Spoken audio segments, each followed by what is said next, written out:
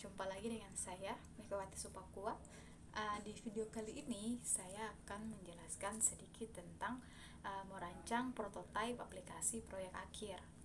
Oke, ini pokok bahasan yang harus kita bahas nantinya, yaitu ada pengertian, tujuan, manfaat, jenis-jenis, metode, dan ada contoh. Kita masuk pada poin yang pertama, yaitu pengertian. Definisi umum dari prototipe atau perwarupa adalah sebuah skema rancangan sistem yang membentuk model dan standar ukuran atau skalabilitas yang akan dikerjakan nantinya. Setiap pengembangan maupun pengguna dapat berinteraksi langsung dengan model tersebut tanpa harus membuat produk nyatanya.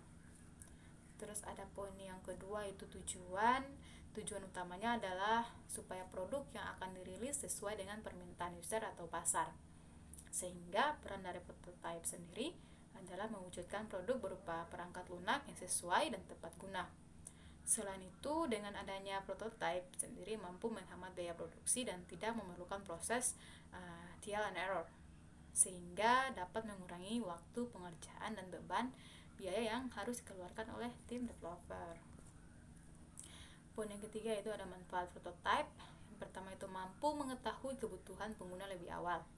Manfaat pertama ini mampu mengetahui apa saja prioritas kebutuhan dari user agar menciptakan produk yang lebih sesuai, sehingga proses pengembangan lebih cepat dan dapat menyelesaikan deadline yang diberikan oleh klien.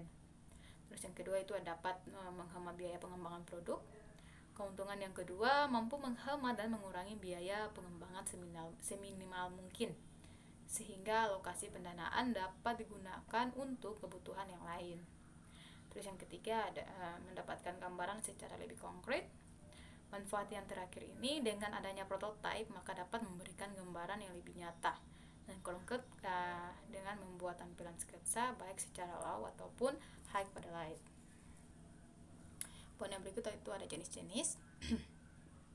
Prototipe sendiri sangat erat kaitannya dengan penyusun UX design, di mana model akhir dari pengembangan UX atau user experience adalah sebuah prototipe. Berikut ini merupakan jenis dari model prototipe berdasarkan UX design. Yang pertama itu ada sketch. Sketch atau sketsa merupakan gambaran yang dapat dibuat dengan menggunakan pensil atau bantuan alat tulis lain dalam sebuah kertas tanpa membutuhkan biaya yang mahal. Sketch juga digunakan untuk tahap pembuatan desain awal untuk perancangan suatu produk. Sketsa sendiri berfungsi untuk mengetahui beberapa kelemahan dari desain yang dapat menimbulkan permasalahan dari sisi pengalaman bagi pengguna. Sketch juga termasuk dalam contoh prototype Law of the Light, yang mana desainer dapat merekayasa ulang proyek desain secara cepat dengan biaya lebih murah. Yang berikut itu ada wireframe. Wireframe merupakan konsep yang berpusat pada penyusunan tata letak desain, dan di dalamnya terdapat unsur elemen berupa konten. Sebagian besar model wireframe menggunakan skala berwarna abu-abu dan hitam. Jenis ini juga termasuk dalam Law of the Light, di mana pembuatan sketsa dapat dilakukan dengan bantuan tool seperti YMC Sculpt, Blasmic, Figma, dan lainnya. Proses wireframing sendiri tidak memerlukan waktu yang lama. Terus yang ketiga ada mockup. Mockup yaitu desain yang sepenuhnya dibuat berdasarkan kombinasi tata letak, tipografi, dan konten di dalamnya. Mockup sendiri dapat mempresentasikan produk akhir secara lebih jelas dan tampak nyata. Mockup juga termasuk ke dalam high pada light, di mana proses pembuatan akan memakan waktu lebih lama daripada kedua jenis sebelumnya. Namun hasil yang diperoleh lebih spesifik untuk dapat memberikan contoh produk yang mendekati kebutuhan dari user. Poin yang berikut ada metode prototype. Selanjutnya juga ada tahapan dari metode prototyping yang dilakukan oleh tim desainer. Yang pertama itu ada melakukan pengumpulan informasi dan observasi awal. Terus yang berikut ada membuat prototype berdasarkan hasil analisis yang diperoleh.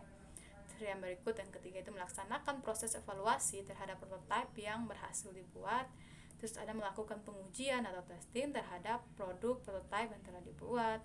Terus yang keempat, melaksanakan pengujian ulang terhadap sistem sebelum masuk pada penulisan prototipe. Yang terakhir, menguji cobakan sistem prototipe kepada user dan stakeholders terkait. Poin yang berikut yaitu keenam, contoh pembuatan produk prototipe. Yang pertama itu ada paper prototyping, merupakan contoh desain yang dibuat dengan bantuan media kertas dan alat tulis seperti pensil atau bolpen secara sederhana. Hasil akhir dari desain produk tersebut mampu memberikan beberapa opsi terkait kekurangan dari sisi tampilan maupun fungsionalitas produk. Yang kedua ada Law for the Light. Contoh ini berinteraksi secara langsung dengan desain, namun tampilan yang diberikan masih berupa sketsa dengan dominan warna hitam atau abu-abu saja ya. Namun sudah memberikan gambaran terkait jalannya proses interaksi melalui beberapa elemen yang ditampilkan. Terus yang berikut ada High for the Light. Contoh ini merupakan desain dengan tampilan visual yang lebih kompleks ya, dan dapat mempresentasikan produk dari sisi UI dengan memadukan pengalaman pengguna yang lebih nyaman dan baik. Yang terakhir itu ada HTML prototype. Untuk metode ini terbilang cukup rumit ya jika dibandingkan dengan ketiga metode sebelumnya, dikarenakan prototype jenis ini peruntukan untuk desainer yang memiliki kemampuan dan pemahaman lebih terkait coding dan bahasa pemrograman. Metode ini tersusun atas HTML dasar yang mampu menghemat resource waktu untuk proses pembuatannya. Dengan adanya metode ini diharapkan mampu memudahkan dalam pengembangan prototipe di masing-masing mendata, maksudnya di masa mendatang ya. Oke, ini referensi yang membantu saya untuk menyelesaikan tugas saya. Mungkin sampai di sini saja dari saya. Terima kasih.